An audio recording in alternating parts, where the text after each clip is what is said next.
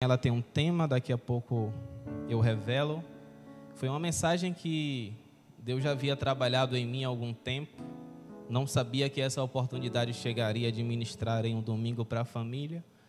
Então eu fiz questão de modelar a mensagem de acordo com o que Deus ia me dando, para que vocês pudessem sair daqui hoje satisfeitos de uma palavra que veio do céu. A primeira vez que eu preguei sobre essa mensagem foi em um congresso unificado de jovens, mulheres e adolescentes, se eu não me engano.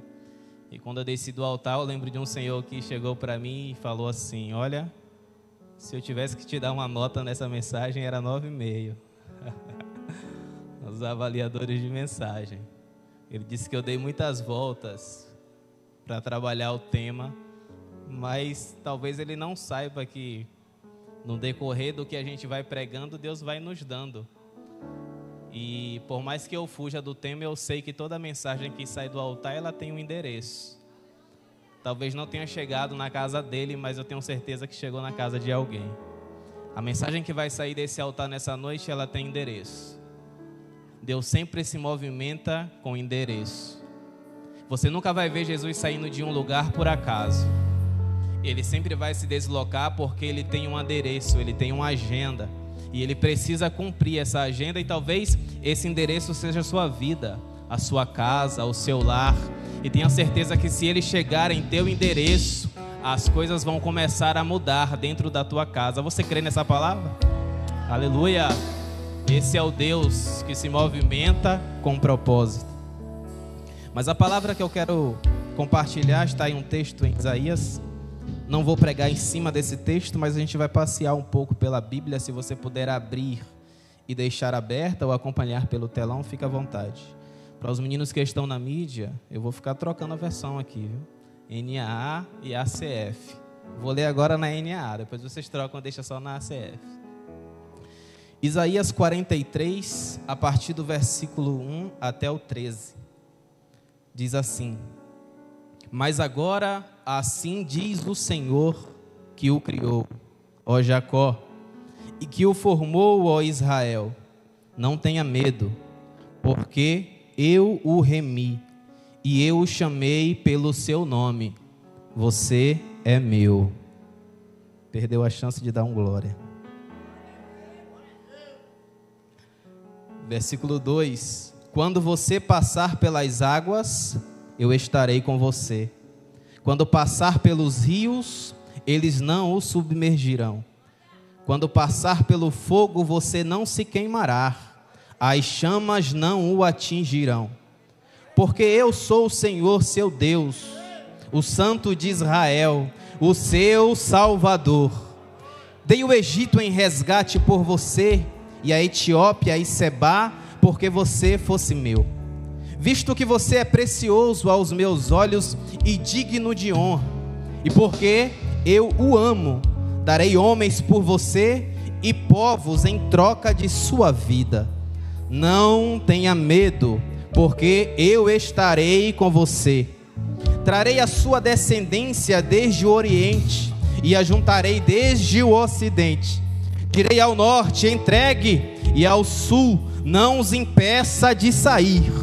Traga os meus filhos de longe e as minhas filhas dos confins da terra. Todos os que são chamados pelo meu nome e os que criei para a minha glória, sim, aqueles que formei e fiz.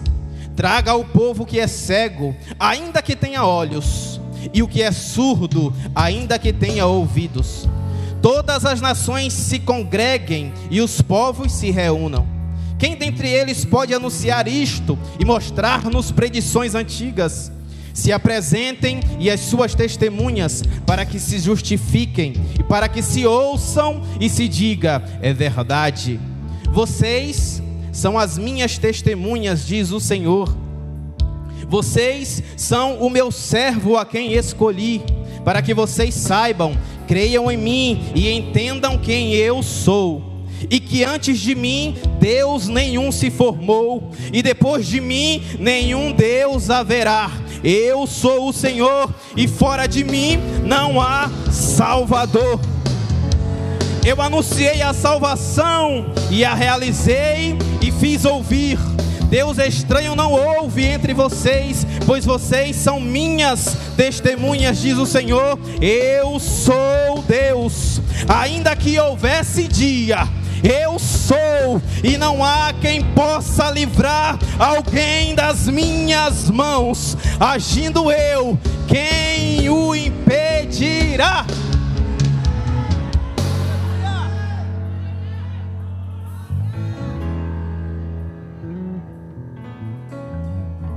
Esse texto não é profeta nenhum quem está falando, é o próprio Deus.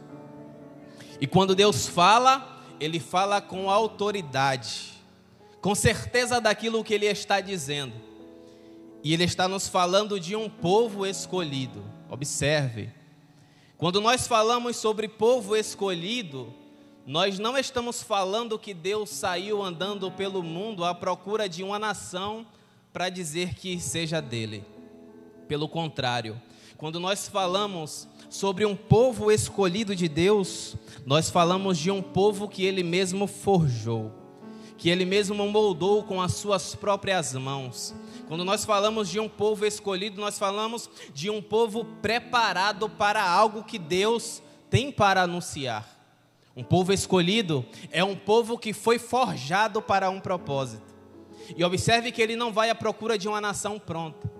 A Bíblia diz que certa vez Deus escolhe ir em um lugar chamado Ur, naquele tempo, Ur dos Caldeus, uma terra muito boa, uma terra fértil, o crescente fértil, a grande Mesopotâmia, onde tudo que se plantava colhia, e lá tinha uma família específica. Observe que Deus não foi lá por acaso, Ele foi lá porque Ele tinha um encontro marcado com um homem.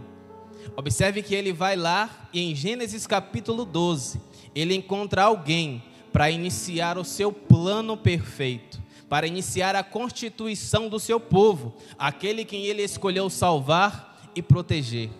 Mas observe que quando Ele chega até Abrão, olha as palavras que Ele diz a Abrão. Gênesis 12, versículo 1, 2 e 3. O Senhor disse a Abrão: saia da tua terra, da sua parentela e da casa de seu pai, e vá para a terra que eu lhe mostrarei. As palavras muito centradas, e Deus está certo daquilo que está falando. Versículo 2: farei de você uma grande nação, e o abençoarei, e engrandecerei o seu nome, seja uma bênção. Abençoarei aqueles que o abençoarem, e amaldiçoarei aquele que o amaldiçoar. E ele termina dizendo: em você, Abraão, serão benditas todas as famílias da terra. Abraão, quando escuta essas palavras, eu imagino ele olhando agora para dentro de si, porque as palavras foram ditas pelo próprio Deus, um chamado a um homem que talvez nem o conhecesse. Mas quando Deus o chama, as palavras que ecoam na mente de Abrão é: em você serão benditas todas as famílias da terra. O que eu entendo com isso é que Deus está chamando Abrão para ser uma referência. É a partir dele que todas as famílias serão abençoadas. Ora, se Abrão está sendo chamado para ser uma referência, automaticamente ele vai olhar para o estado da sua casa, da sua família, dos seus pais, dos seus irmãos, e tentar entender se é esse tipo de referência que Deus quer levantar para o seu povo. E aí talvez começa um conflito na mente de Abraão, porque olha o que o texto diz em Josué 24, versículo 2. Então Josué disse a todo o povo: assim diz o Senhor, Deus de Israel. Quem está dizendo é quem? Deus. Além do rio, habitaram antigamente vossos pais, Terá, pai de Abraão e pai de Noá, e serviram a outros deuses. Observe que Deus não faz questão de ocultar a tragédia que é a família de Abrão, porque eles cultuavam e adoravam outros deuses. E agora Abraão recebe essa promessa: em ti serão benditas todas as famílias da terra. Olha a referência que Abraão tem, um pai idólatra. E observe, Terá tem 3 filhos, Gênesis 11, 26. E viveu Terá 70 anos e gerou Abrão, Noá e Arã. Agora olha o 28. Arã, filho de Terá, morreu na terra de seu nascimento em Ur dos Caldeus, estando Terá, seu pai, ainda vivo. O que isso significa? Uma fatalidade. Porque pela ordem natural das coisas, os pais morrem antes dos filhos. O que está acontecendo aqui? Um filho está morrendo antes do pai. Então, se a lógica da vida está sendo quebrada, é porque aconteceu alguma fatalidade na família de Abrão. Mas Deus escolhe ele e diz: em ti serão benditas todas as famílias da terra.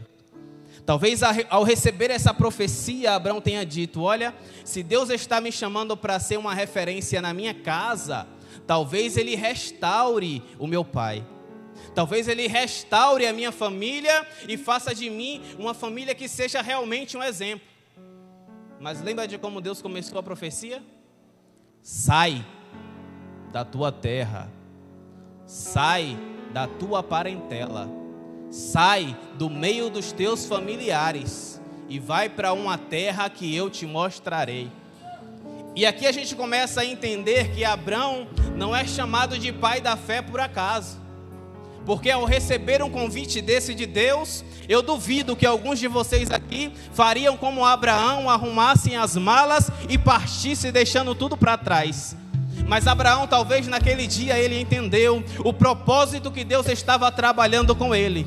Porque dentro de casa ele recebeu a promessa. É como se ele estivesse dizendo assim: olha, talvez Deus tenha que separar a minha família, Deus tenha que me arrancar do meio da minha família, para que pessoas à frente não tenham que abandonar os seus parentes, os seus familiares, para entenderem que a bênção que Deus derramou sobre a minha vida é para alcançar famílias mais à frente.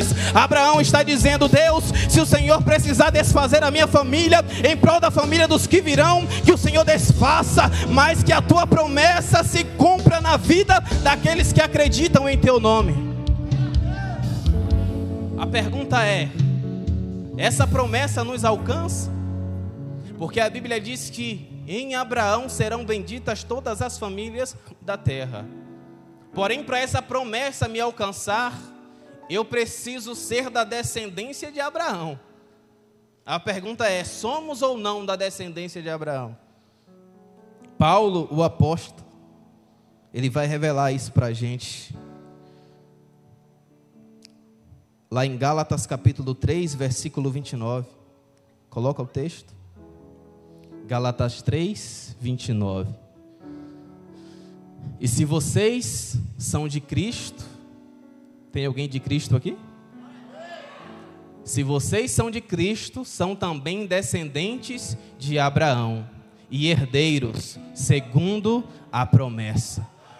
Qual promessa Paulo está falando?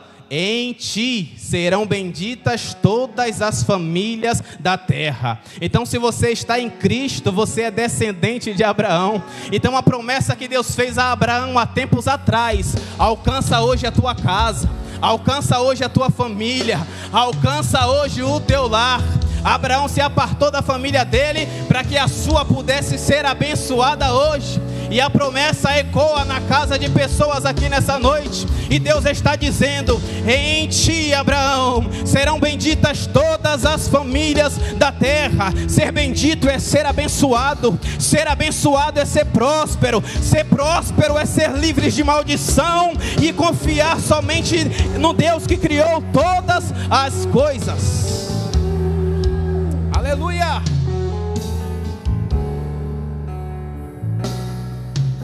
Abraão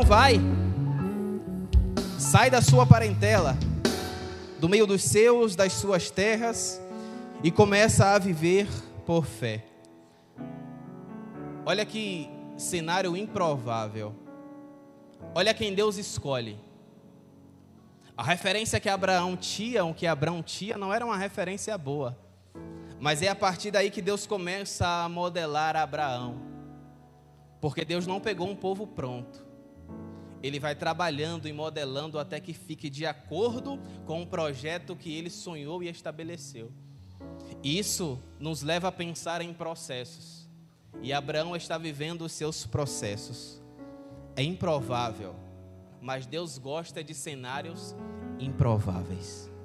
Toda vez que Deus se depara com um cenário improvável, Ele resolve se manifestar e fazer daquilo que é improvável, provável. Fazer daquilo que é impossível, possível. Fazer daquilo que as pessoas desacreditavam, dizer: olha, parece que vai sair alguma coisa boa daí. Esse é o Deus que eu conheço, o Deus que transforma as coisas impossíveis, meu Deus, em coisas possíveis. Eu não sei a situação que você tem enfrentado, ou os problemas que têm se levantado contra a tua vida, mas nós estamos aqui pregando sobre um Deus das causas impossíveis. Ele pode todas as coisas, Ele pode todas as coisas, Ele pode todas as coisas.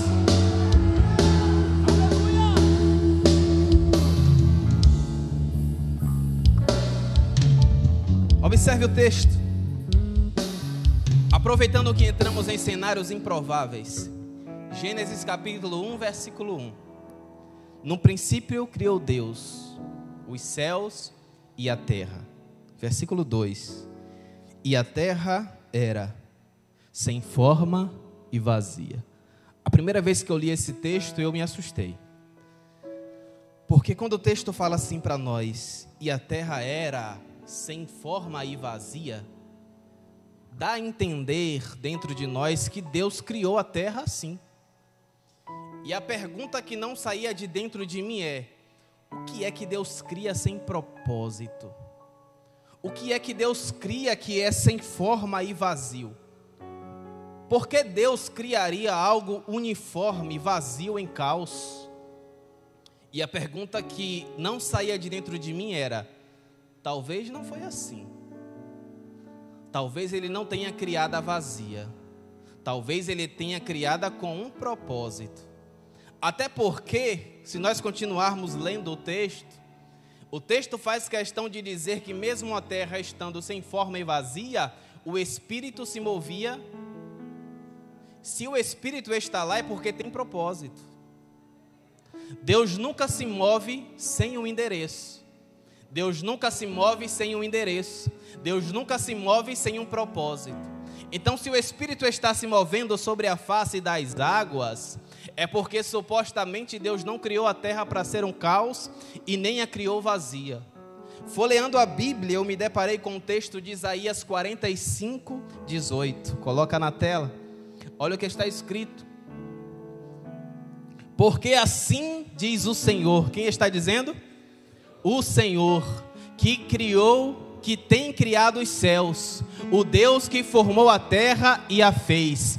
Ele a confirmou, olha o texto, não a criou vazia, mas a formou para que fosse habitada. Eu sou o Senhor e não há outro. Isso significa que tudo que Deus faz é com propósito. Apesar do texto em Gênesis dizer que Deus criou a terra com um propósito para ser habitada. Observe, se Deus ele te criou, irmão, é porque Ele colocou um propósito sobre a tua vida. Se Deus ele te formou, é porque Ele te formou com um propósito. Ele te formou com um objetivo. E se o Espírito Santo de Deus está aqui nessa noite, tenha certeza que Ele vai fazer cumprir os propósitos. Ele vai fazer cumprir as promessas. Ele vai fazer cumprir tudo aquilo que Ele te prometeu. Aleluia!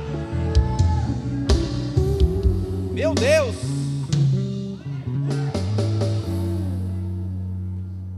Abraão vai, improvável. E a Bíblia diz que ele gera um filho, o filho da promessa, Isaac. E Isaac gera um outro filho, Jacó. E Jacó gera 12 filhos. Se tem uma coisa que Jacó sabia fazer, era filho. Fez 12. Mas a promessa que Deus fez sobre Abraão ecoou na vida de Isaac e agora ecoa na vida de Jacó. E de Jacó passa para os seus 12 filhos. Porém tem um mais novo, que é o José. E José está em casa. Já botou o tema da mensagem? Pode botar. José está em casa. A promessa começa em casa. José está em casa. E em casa, ele tem um sonho. Para todo mundo era só um sonho. Mas para Deus era uma promessa. Para todo mundo era um sonho qualquer. Mas o que Deus estava fazendo na vida de José era entregando uma promessa. Sabe o que o José faz? Vai contar o sonho para os seus irmãos. Bora para o texto. Gênesis 37, versículo 9. Já é o segundo sonho. E teve José outro sonho. E contou aos seus irmãos e disse: eis que tive ainda outro sonho. E eis que o sol e a lua e 11 estrelas se inclinavam para mim. Vai. E contando ao seu pai e a seus irmãos, repreendeu seu pai, Jacó, e disse-lhes: que sonho é este que tiveste? Porventura viremos eu e a tua mãe e teus irmãos a inclinar-nos perante ti em terra? Vai. Seus irmãos, pois, o invejaram. Seu pai, porém, guardava este negócio. Sabe por que Jacó guardava no coração? Porque ele sabia que o sonho de José não era só um sonho, era uma promessa. E ele sabia que essa promessa ia se cumprir. O problema é que os irmãos sentiram inveja do menino que tinha promessa. E aí armam contra esse menino. Versículo 31. Pula para o 31. Pegaram José. A ideia inicial era matá-lo. Porque se mata o portador da promessa, acaba com tudo. O problema é que quem fez a promessa não foi um profeta qualquer. Ele não estava assistindo uma live e de repente alguém entregou uma profecia. Foi o próprio Deus que entregou a promessa em casa. E a promessa, ela começa em casa. Então tramaram com ele, resolveram vender, tomaram a túnica de José e mataram um cabrito e tingiram a túnica no sangue. Volta no texto. Então tomaram a túnica de José e mataram um cabrito e tingiram a túnica no sangue. Então tomaram a túnica de José e mataram um cabrito e tingiram a túnica no sangue. Você ainda não entendeu, mas quem era para morrer naquele dia era José, porque o objetivo dos irmãos era matá-lo. Só que José tinha uma promessa, e para quem tem promessa, Deus sempre levanta um substituto para morrer no lugar. Era para você estar morto há muito tempo, mas Deus providenciou um cordeiro. E ele disse assim: se alguém tiver que morrer nesse dia, será eu, porque ele tem promessa, ela tem promessa. Aleluia! Os irmãos estavam fazendo o ato involuntário, mas eles estavam contribuindo para o cumprimento da promessa na vida de José. Aleluia! Levanta a tua mão, cidade Maf, porque você está preparado para viver as promessas de Deus sobre a tua vida. Deus providenciou um cordeiro para morrer em seu lugar.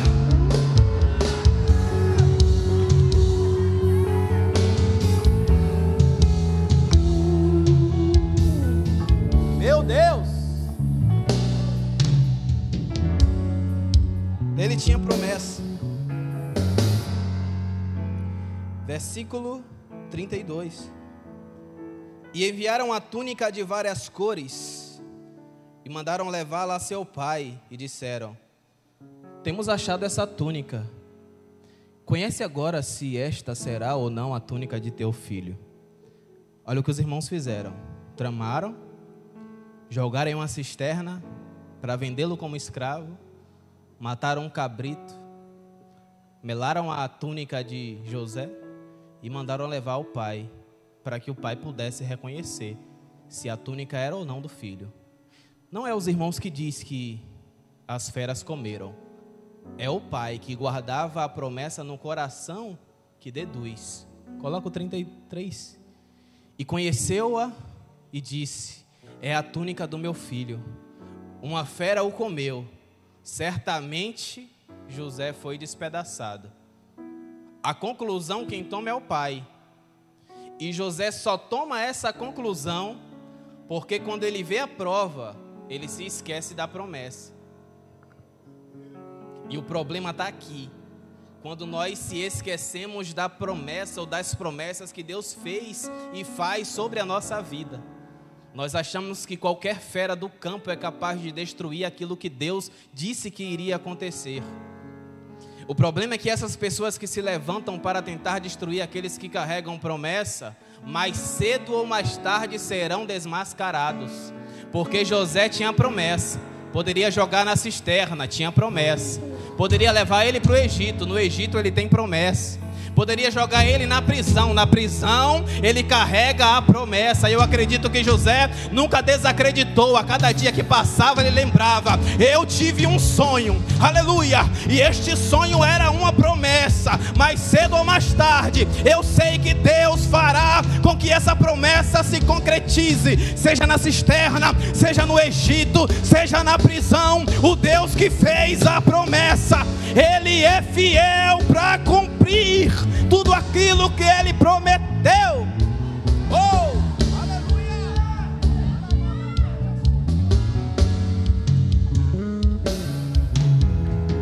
Era um jovem que tinha a promessa, e mais um cenário improvável. Ele tem mais sonhos, e ele sonha com 7 vacas gordas e 7 magras. E quando chega o período das 7 vacas magras, os seus irmãos precisam ir, coincidentemente, ao lugar onde José foi constituído governador. Mas o pai dizia: certamente foi despedaçado. Esqueceu da promessa. Os irmãos chegaram até José e, mais uma vez, um cenário improvável. Quem diria que um menino vendido como escravo se tornaria governador do Egito? Em cenários improváveis, Deus sempre gosta de se manifestar. E quando Ele se manifesta, Ele muda o quadro, a situação. Falando de cenário improvável, olha como isso é tão recorrente. João capítulo 1, versículo 45. Felipe encontrou Natanael e lhe disse: achamos aquele de quem Moisés escreveu na lei. A convicção de Felipe era tão grande que ele disse com muita alegria: achamos aquele de quem Moisés escreveu na lei e a quem se referiram os profetas, Jesus, o Nazareno. Achamos ele. Sabe qual é o segredo aqui? Ande perto de pessoas que te tragam notícias boas. Se afaste de pessoas que só te mandam pelo WhatsApp vídeo de acidente, de crise, de briga política. Se afasta deles e se aproxima daqueles que trazem notícias boas. Olha, achamos o Messias, achamos o Salvador. Natanael, nossos problemas acabaram. Nós encontramos o Salvador de Israel. Nós encontramos o Salvador do mundo, Jesus Cristo, o Nazareno. Quando Felipe brada, o Nazareno, Natanael pensa: cenário improvável. Olha a resposta de Natanael. Natanael perguntou, 46, de Nazaré pode sair alguma coisa boa? Era um cenário improvável. Não tem como alguma coisa boa sair de Nazaré. Não tem como alguma coisa boa sair de Itabuna. Por que não de São Paulo, do Rio de Janeiro, de Paris, da França, mas de Itabuna? Pode alguma coisa boa sair da cidade de Itabuna? Pode alguma coisa boa sair da cidade máfia em Itabuna? Cenários improváveis. Olha Deus se movimentando. Filipe respondeu: venha ver. 47. Jesus viu Natanael se aproximando e disse a respeito dele: eis um verdadeiro israelita, em quem não existe fingimento algum. No cenário improvável, Natanael não conhecia Cristo, mas Cristo já conhecia Natanael há muito tempo e dava testemunho dele. Natanael perguntou a Jesus, versículo 48, de onde é que o Senhor me conhece? Porque é muito improvável o Senhor me conhecer. Olha o que Jesus disse: Natanael,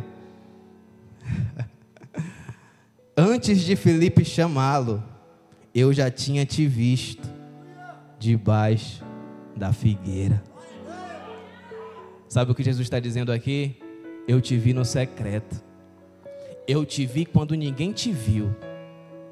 Eu te vi em casa, talvez no quarto, no travesseiro, tentando esconder o choro. Mas eu te vi lá, Natanael. Eu te vi quando todo mundo te esqueceu. Quando você disse que era um cenário improvável, eu estava lá, Natanael, e eu te conheci lá. São em cenários improváveis que Deus costuma agir e nos dizer que Ele não só nos viu, mas que Ele chegou para mudar a situação em que você se encontra. Quando Natanael ouve essas palavras, ele exclama: mestre, o Senhor é o Filho de Deus, o Senhor é o Rei de Israel. 50, ao que Jesus lhe respondeu: você crê porque eu disse que tinha visto você debaixo da figueira, Natanael? Pois você verá coisas maiores do que esta. Aleluia. Versículo 51, e acrescentou: em verdade eu lhe digo, que você verá o céu aberto, e os anjos de Deus subindo e descendo sobre o Filho do Homem. Aleluia. Eu não sei a forma como você chegou aqui nessa noite, mas Deus te viu debaixo da figueira. Deus te viu no teu secreto. Deus te viu aonde ninguém te viu, e Ele derramou sobre a tua vida uma promessa: você verá coisas maiores. Não te chamei para essa situação, não te chamei para esse propósito, te chamei para coisas maiores e melhores. Aleluia.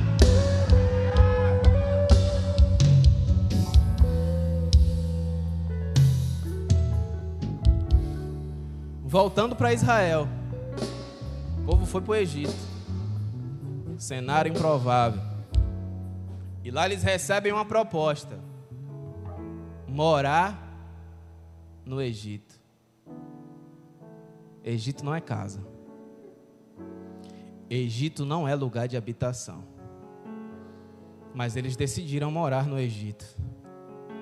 O tempo passa, José morre, e a Bíblia diz que se levanta um faraó no Egito que não conhecia a história de José. José se foi, mas a promessa continuou caminhando. E agora o povo resolve morar no Egito. Estão lá. O faraó resolve escravizar o povo porque era muito numeroso. E no Egito, eles começam a viver do trabalho que fazem. E talvez o problema do Egito é esse: ele vai te limitar ao trabalho, porque só come quem trabalha, só sobrevive quem trabalha, só tem esperança no próximo dia quem trabalhou no dia anterior. Esse é o cenário do Egito, um cenário de escravidão, onde você nunca vai ter de sobra. E deixa eu te falar uma coisa: todo mundo um dia vai passar pelo Egito. Porque se nós estamos falando de um povo que é forjado por Deus, o Egito faz parte do processo. O problema é você acreditar que o Egito é casa. E o Egito não é casa. Aqueles que caíram nos braços de Faraó, quando Moisés falou: a promessa está andando e nós precisamos seguir a promessa, precisamos sair do Egito. Alguns talvez resolveram ficar, porque a proposta de sair do Egito era ir para o deserto. E o deserto para algumas pessoas é pior do que o Egito, porque no Egito tem comida, no deserto não tem comida. No Egito tem casa, no deserto não tem casa. No Egito eles conseguem comer ainda alguma coisa e sobreviver para o próximo dia. O que é que tem no deserto? Apenas um sol escaldante. Eles acreditavam que o Egito era casa, mas a promessa ela continuou andando. Para aqueles que ainda confiavam na promessa, saíram e seguiram a Moisés. E entram no segundo ambiente, o deserto. O deserto também é doloroso, porque no deserto tem algo bom. Não tem o trabalho escravizado, mas também não tem comida. Não tem um trabalho que faz eles se desgastarem, mas também não tem um lugar onde repousar. E no deserto eles são aperfeiçoados. E eles são treinados a entender que eles precisam depender plenamente de Deus e na promessa que Ele fez em casa. Então eles estão caminhando pelo deserto e eles começam a cultuar ao Senhor. Êxodo 40, versículo 34 a seguir. Olha como era a rotina deles. Então a nuvem cobriu a tenda do encontro, e a glória do Senhor encheu o tabernáculo. Moisés não podia entrar na tenda do encontro, porque a nuvem permanecia sobre ela, e a glória do Senhor enchia o tabernáculo. Quando a nuvem se levantava de sobre o tabernáculo, os filhos de Israel seguiam adiante em todas as suas jornadas. Olha o detalhe do texto. Se a nuvem, porém, não se levantasse, não seguiam adiante, até o dia em que ela se levantava. De dia, a nuvem do Senhor repousava sobre o tabernáculo, e de noite havia fogo nela, à vista de toda a casa de Israel em todas as suas jornadas. Sabe o que é que Deus está ensinando ao povo? Deus está ensinando ao povo que é uma casa. Porque enquanto eles caminham no deserto, preocupados onde habitar, a presença de Deus está acompanhando eles através de uma nuvem. E a Bíblia diz que quando a nuvem descia, eles paravam. A Bíblia não diz quanto tempo aquela nuvem ficava ali. Poderia ficar horas, poderia ficar dias, poderia ficar meses, poderia ficar anos. Enquanto a nuvem estivesse ali, o povo parava e esperava o comando da nuvem. Moisés, se estivesse do lado de fora, não poderia entrar por causa do peso da glória de Deus. Olha o cenário que esse texto nos constrói. Quando a nuvem se levantava, o povo entendia que precisava seguir viagem. Mas enquanto a nuvem estivesse ali, o povo permanecia debaixo da nuvem. E observe, quando eles estavam debaixo da nuvem, eles não se preocupavam com o calor do sol. Eles não se preocupavam com o alimento de amanhã. Eles não se preocupavam se via algum inimigo em alguma direção, porque eles estavam debaixo da nuvem. Inspirado nisso, o salmista no Salmo 91, ele declara: aquele que habita no esconderijo do Altíssimo, à sombra do Onipotente descansará. Sabe o que Deus está ensinando para esse povo? A casa de vocês não é o Egito, a casa de vocês não é o deserto, a casa de vocês nem Canaã é. A casa de vocês é a minha presença, porque na minha presença, aleluia, é na minha presença que vocês encontram descanso, é na minha presença que vocês encontram a provisão de que vocês precisam, é na minha presença, na sua casa, que as promessas são feitas e cumpridas. Se tem um conselho para te dar nessa noite é: permanece debaixo da presença de Deus, porque lá é a tua casa. A Bíblia diz: aquele que habita, não é aquele que visita, não é aquele que passeia, não é aquele que simpatiza com o Evangelho, é aquele que habita, aquele que faz do Senhor morada, aquele que faz do Senhor casa, aleluia, a sombra do Onipotente descansará. Levanta a mão, cidade Maf, pelo amor de Deus. Aleluia, o céu está bradando nessa noite. As promessas serão cumpridas, porque você resolveu habitar debaixo da nuvem da glória de Deus. Oh!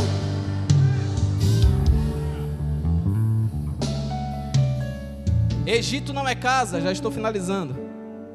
Deserto não é casa, é passagem. E eles vão agora rumo a Canaã, a terra prometida que emana leite. Imagine você chegando numa terra nova e Deus falando assim: essa terra é tua.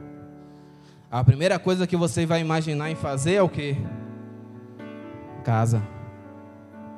O problema do povo de Israel está aí. Todo lugar que chega, acha que é casa.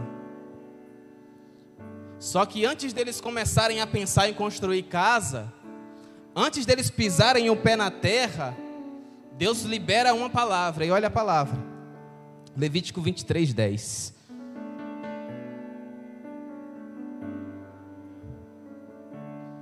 Fala aos filhos de Israel e diz-lhes: quando houverdes entrados na terra que eu vos lhe dar, e fizerem a sua colheita olha o que Deus está falando. Quando você entrar na terra e fizer a sua colheita, isso aqui está errado. Porque se você está entrando em uma terra pela primeira vez, o certo é que você entre plantando, para que depois você colha. É a ordem natural das coisas. Mas Deus está dizendo: quando vocês entrarem e fizer a sua colheita, é porque Deus está dizendo assim: olha, eu sabia que vocês iam sair do Egito, eu sabia que vocês iam passar pelo deserto, então eu fiz questão de plantar em Canaã, para que quando vocês chegassem colhendo e não plantando. Talvez você duvida tanto das promessas, mas o cenário lá na frente já está preparado por Deus para ti há muito tempo. Enquanto você está chorando aqui, Ele está plantando lá na frente. Enquanto você está desacreditando aqui, talvez Deus já está preparando as coisas lá na frente, porque Ele diz assim, ó: eu sei que ela vai chegar, eu sei que ele vai chegar, eu sei que ele vai atravessar o Egito. Aleluia, eu sei que ele vai atravessar o deserto, eu sei que ele vai chegar na terra prometida, no lugar da promessa, e quando ele chegar, a terra vai estar preparada, porque eu já plantei aquilo que ele precisa colher. Aleluia, levanta a mão, cidade Maf, tenha certeza que as orações que você fez, por causa de algum parente teu, por causa da tua casa, tenha certeza que Deus já está trabalhando, porque hoje Ele se move com o endereço certo na tua casa, na tua família, na vida dos teus filhos, aleluia, na tua terra, para dizer: eu sou um Deus que faço promessa, mas também sou um Deus que faço cumprir tudo aquilo que eu prometi ao meu povo. Fica de pé, cidade Maf, em nome de Jesus. Aleluia. Essa história nos ensina que o processo não é fácil. O Egito vai nos arrancar dores e lágrimas, o deserto vai nos causar cansaço, Canaã vai nos exigir batalhas, precisaremos enfrentar gigantes, mas o Deus com a sua presença poderosa nos livrará das garras de Faraó, nos protegerá no deserto da vida e nos livrará das batalhas em Canaã, porque Ele entregou em nossa vida uma promessa. Aleluia, levanta a tua mão, porque o Deus que faz promessa está na casa, e o Deus que cumpre promessas também está. Aleluia, glorifica esse Deus, porque Ele pode todas as coisas.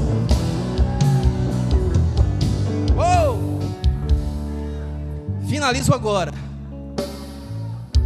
2 Coríntios 5, do versículo 1 ao 8.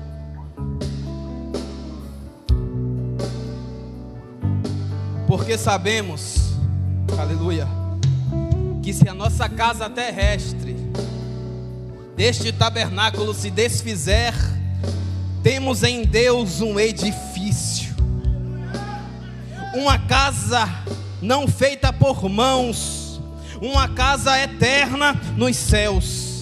E deixa eu te falar uma coisa: Canaã nunca foi uma terra boa, tá? Canaã só era boa porque Deus estava com o povo. O céu só é um lugar bom porque Deus está lá. Se Deus um dia resolver mudar de casa, o céu para de valer o que ele vale. Você só vale alguma coisa hoje porque Deus é contigo. Mas se Deus te abandonar, você não passa de nada, irmão. O que faz as coisas valerem é a presença de Deus. Quer que alguma coisa tenha valor na tua casa, na tua vida? Coloca Deus no centro dela. Insere Deus no centro dos teus projetos. Insere Deus na tua vida. Antes de você fazer alguma escolha, consulta a Deus. Porque onde Deus há prosperidade. Onde Deus habita, há proteção. Onde Deus habita, há amor. Onde Deus habita, há libertação. Onde Deus habita, há porta aberta. Onde Deus habita, gigantes precisarão tombar ao chão. Porque Ele vai fazer cumprir a sua palavra. Oh!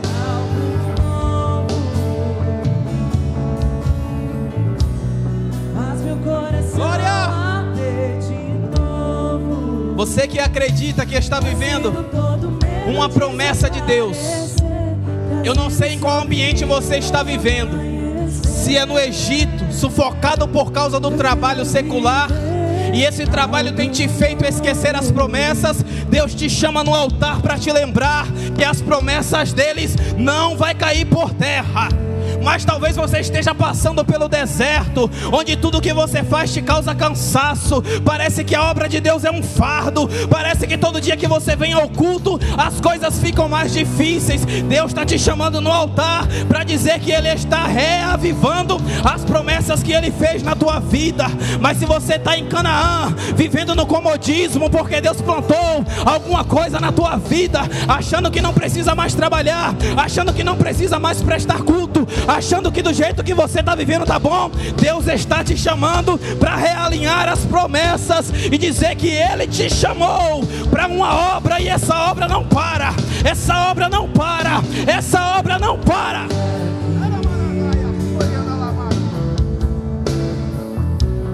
Aleluia! Ainda tem gente que precisa vir. A promessa começa em casa, irmão. Você está em casa, você está na cidade Maf, envolto da presença de Deus, e Deus está chamando alguém na frente para dizer: eu preciso te lembrar das promessas que um dia eu te fiz. Você vai sair daqui revigorado, você vai sair daqui lembrando que não é cisterna que vai te parar, que não é o Egito que vai te parar, que não é o deserto que vai te parar, que não é Canaã que vai te parar, mas a presença de Deus vai te conduzir às mansões celestiais. Sobre mim um novo amanhecer. Eu quero viver algo novo. Aleluia! Faz meu coração arder de novo, fazendo todo medo desaparecer, trazendo sobre mim um novo amanhecer.